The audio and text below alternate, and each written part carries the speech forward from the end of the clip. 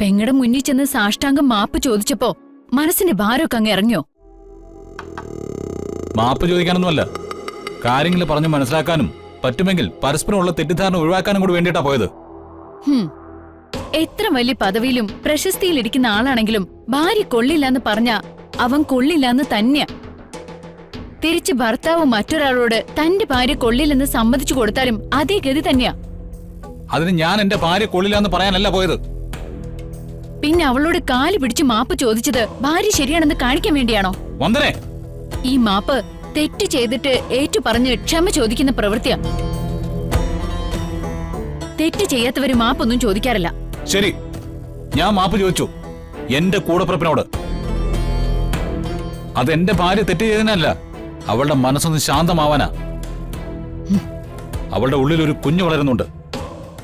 ഇപ്പൊ അവൾക്കുണ്ടാവുന്ന സങ്കടവും ടെൻഷനും ഒക്കെ ആ കുട്ടിയുടെ വളർച്ചയെ ബാധിക്കും. അത് ഒഴിവാക്കാൻ ഉത്തരവാദിത്വമുള്ള ഒരു സഹോദരന്റെ സ്ഥാനത്ത് നിന്ന് ചെയ്യാനുള്ളതൊക്കെ ഞാൻ ചെയ്തു. അതില് എനിക്കൊരു കുറ്റബോധവുമില്ല. ഓ, ഉത്തരവാദിത്വമുള്ളൊരു സഹോദരൻ. അങ്ങനെയാണെങ്കിൽ ജീവിതകാലം മുഴുവൻ ഒരു സഹോദരന്റെ വേഷം കിട്ടിയങ്ങ് നടന്നാ പോരായിരുന്നോ? പാവപ്പെട്ടൊരു പെണ്ണിനെ ബോധം കിടത്തിയിട്ട് അവളുടെ കഴുത്തിൽ അവൾ അറിയാതെ താലിയും കെട്ടി ഒരു നാറിയ പണി ചെയ്യണ്ടായിരുന്നു. വന്ദനേ, ദേ വേണ്ട. ഞാൻ താലി കെട്ടിയിട്ടുണ്ടെങ്കിൽ അവിടെ പോറ്റുന്നുണ്ട്. ജഗ, ഭാര്യയ്ക്ക് 3 നേരം അന്നത്തിനുള്ള വക മാത്രം പോരാ, ഭർത്താവിനെ നട്ടല് വേണം. ഭാര്യ കുറ്റം ചെയ്തിട്ടില്ലെന്ന് ഉത്തമ ബോധ്യമുണ്ടെങ്കിൽ അവളുടെ ശബ്ദമാവണം ഭർത്താവ്. അതാണ് താലിയുടെ മഹത്വം. ഞാൻ എന്റെ സഹോദരിയെ സമാധാനപ്പെടുത്താൻ പോയതാ. അതിനർത്ഥം നീ വിചാരിക്കുന്നത് പോലെ ഭാര്യ കുറ്റക്കാരിയാണെന്ന് സമ്മതിക്കുന്നു എന്നല്ല. അതിന്റെ ബലത്തില് നീ എന്റെ നട്ടാൽ ഇളക്കാൻ വരണ്ട. നെറുകേട് വിളിച്ചു പറയുന്ന ഭാര്യയെ കൈനീട്ടി അടിക്കാത്തത് എന്റെ ആണത്വമില്ലായ്മയാണെന്ന് നീ കരുതുകയും വേണ്ട. നിന്റെ സഹോദരി കണ്ട് നീ പറഞ്ഞ പോലെ നിന്റെ പിന്നാലെ നടന്ന താലി കെട്ടിയവനല്ല ഞാൻ. അടക്കവും ഒതുക്കവും പാകതയും മാന്യതയും കണ്ട് കൂടെ കൂടിയവനാ. അതെ, എന്നും അതുപോലെ തന്നെ സംരക്ഷിക്കേണ്ട ചുമതല എനിക്കുണ്ട്. എന്റെ ഭാര്യയായിട്ടിരിക്കുമ്പോ ഈ അനാവശ്യ എടുത്തിയാട്ടം ഞാൻ അനുവദിക്കില്ല. ജഗ, ഞാൻ ആരുടെ അടിമയൊന്നും അല്ല.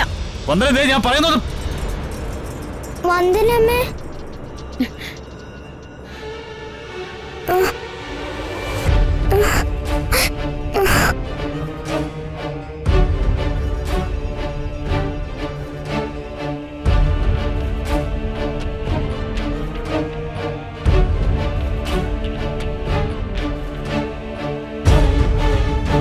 പോട്ടെ മോളെ.